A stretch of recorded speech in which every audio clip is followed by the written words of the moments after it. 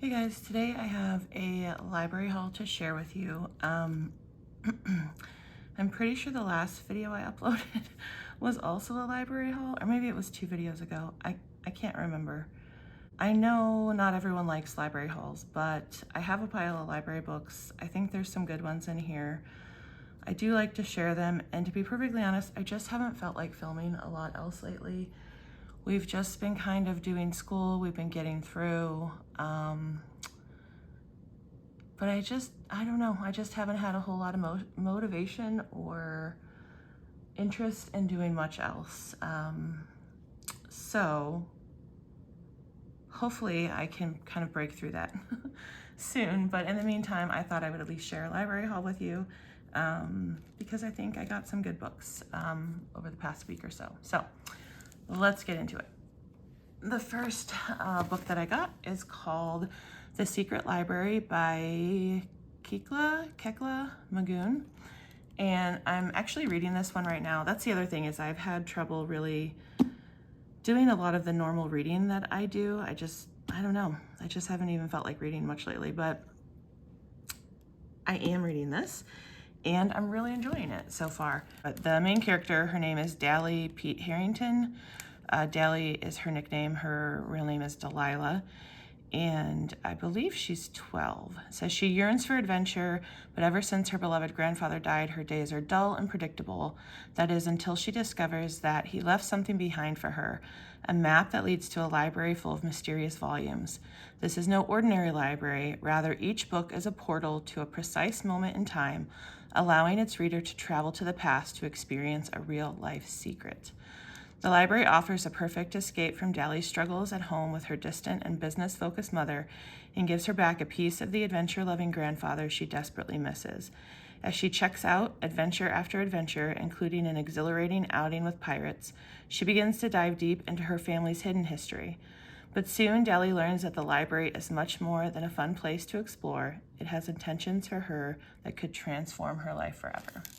So I originally picked this up because it had to do with kind of family history, and as I'm preparing to do like a genealogy unit with my kids, you know, I'm always looking for novels and things that we can tie in. So that's why I wanted to read this, but I'm really enjoying it. So recommend that. All right, the next one is a picture book. I am looking at putting together a little program or story time for some younger kids that I know, more like preschool age. And I thought this one sounded really fun, and it's one of those books that you move and shake and tap and do different things to it as you're reading the story, which I think is always fun for younger kids. This one is called Color Blocked by Ashley Sorensen, and I'll give you a little bit of a peek into it here.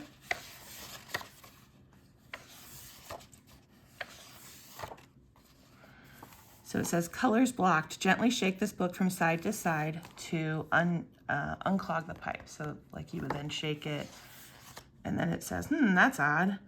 Try shaking it up and down this time. So then you would shake it up and down. And it continues on like that until the colors are kind of out of control. And you see different, like, what happens when you mix different colors and things like that. So anyway, these are fun, and yeah, so the next one I have is the Unofficial Minecraft STEM Lab for kids. Again, looking at this for a larger activity. But what I like about this one, let me get to the table of contents here. In each quest, so there are, I think, 6 quests. There's 4 different labs, and they have both a hands-on project and then a project that relates that you would actually do in Minecraft. So this one is Redstone Laboratory, and you are making a solar telescope. And then the Minecraft kind of play activity is you're building, I think, a science lab. Yeah, a science laboratory. So I like that it kind of incorporates both. It's not just Minecraft. So here's another one where you're making a roller coaster. And then in the Minecraft lab, you're making a rail system. So I think that looks cool. All right, I don't remember where I heard about this. It's called White Rose, True Story of Nazi Resistance. I've been doing a lot of planning for history for next year and beyond, and so I maybe read about it in that process. I don't remember. I'm not sure if I'm going to be able to read this one right now, to be perfectly honest, but we'll see. This says German university student Sophie Scholl is about to face sentencing for a crime punishable by death, distributing pamphlets that speak out against Hitler's regime. How did she and her beloved brother end up here? Is it too late to do anything to save her own life? White Rose retells the incredible true story of Sophie Scholl, a young activist who put her life on the line as she tried to rally her fellow Germans against the fascist regime. This novel asks a most difficult question that remains timely today. What would you risk, not for your own freedom, but for someone else's? So I think that sounds really good. This is another one I got as I've been, again, planning ahead history-wise. This is a brand new book, I believe, called Explorers, A New History by Matthew Lockwood. I have not finished reading it yet. It is intriguing to me, though. It says, the impulse to seek out new worlds is universal to humanity. Unfurling a tapestry of surprising and historically overlooked figures spanning 40 centuries and 6 continents, historian Matthew Lockwood narrates lives filled with imagination and wonder, curiosity, connection, and exchange. Familiar icons of exploration like Pocahontas, Columbus, Sacagawea, and Captain Cook find new company in the untold stories of people usually denied the title explorers, including immigrants, indigenous interpreters, local guides, and fugitive slaves. He highlights female voyagers. It says, as Lockwood makes clear, people of every background imagine new worlds. Adventurers from every corner of the globe search for the unknown and try to understand it, remaking the world and themselves in the process. Exploration is for everyone who sets off into the unknown. It is the inheritance of all. So I thought that sounded interesting and something that I might be able to incorporate into history in a future year. This is one I've checked out before, and I really need to just buy it because I never have time to read it in its entirety. But it's called Teaching What Really Happened, How to Avoid the Tyranny of Textbooks and Get Students Excited About Doing History. And the author, James Lowen, is the author of the book Lies My Teacher Told Me, which I also like. So this has... you can kind of see the different sections here. There's a lot of things in here that I had never learned about, but it's not like a real quick, easy read either. It's something this is why I just want to buy it, because it's something I'd like to highlight and kind of mark up as I read. Anyway, but I borrowed it again. All right, the next book is something I came across. I was looking through the teen nonfiction at my library, and this one kind of caught my eye. It's called A Dog in the Cave, The Wolves Who Made Us Human. And I shared this with my 12-year-old because this ties in a bit to what she's studying in biology right now, and she thought this sounded interesting and would like it if we could incorporate it into her biology this year. So it says, dogs are our best and oldest non-human friends in the world, but we seldom stop to think about what that really means. Our shared history has changed and shaped both of our species since we first came together thousands of years ago. Humans and dogs share a deep bond unique in the animal kingdom. Of all species, the dog is the one animal with whom humans communicate best. The wild wolf, first transformed by our ancient ancestors, has become a true partner, today sharing our homes, our work, and our play. Now our growing fossil record shows we've lived with dogs for thousands of years longer than we'd ever thought before. From hunter-gatherer partners to modern-day pet children, dogs and their ancestor wolves have had a powerful effect on our lives. And there's growing evidence that we have influenced dogs' evolution, even down to the most fundamental level of their genes, and that dogs, in turn, have influenced ours. As scientists work to unravel the ways in which this has happened in the past, they raise new questions about ourselves, our dogs, and our shared future. Then it says combining history, paleontology, biology, cutting-edge medical science, and photography.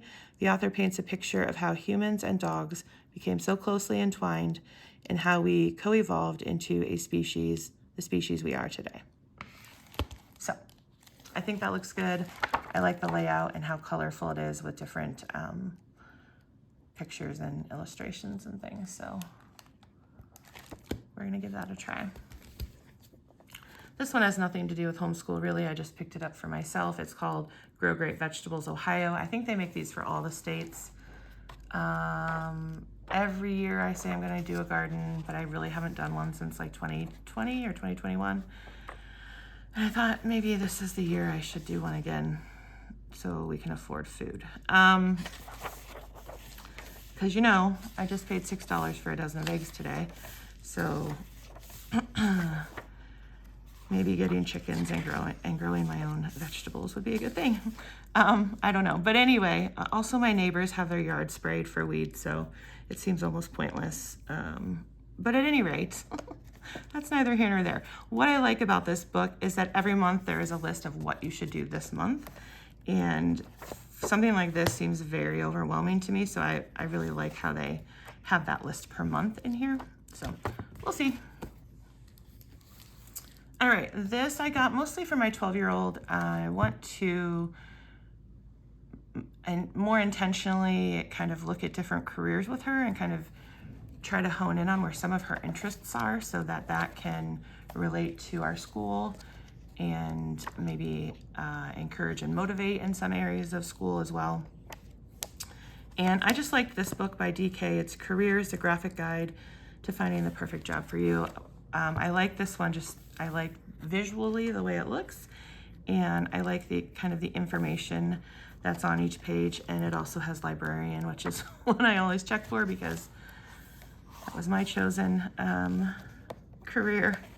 So it's always a winner for me if it includes librarian. But anyway, it has a job description, salary, kind of the industry profile, different career paths you could take, a skills guide, related careers, and this at a glance kind of like goes over like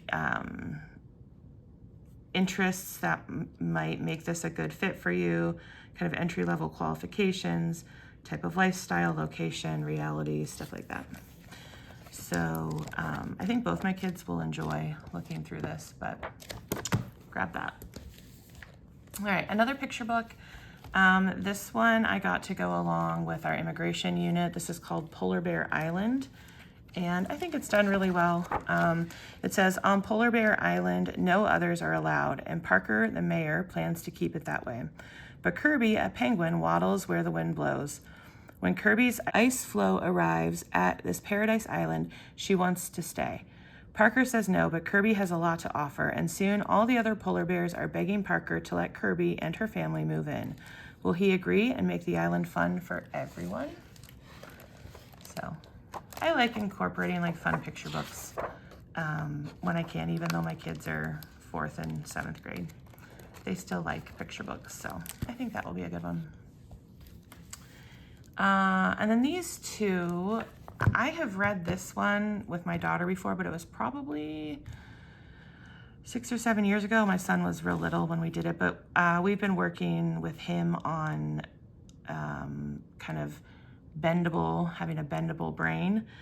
And I just thought that this would be a good book to kind of go along with it. That was something we were talking about from his ADHD workbook. So anyway, I remembered having done this book with my daughter, and so I decided to grab it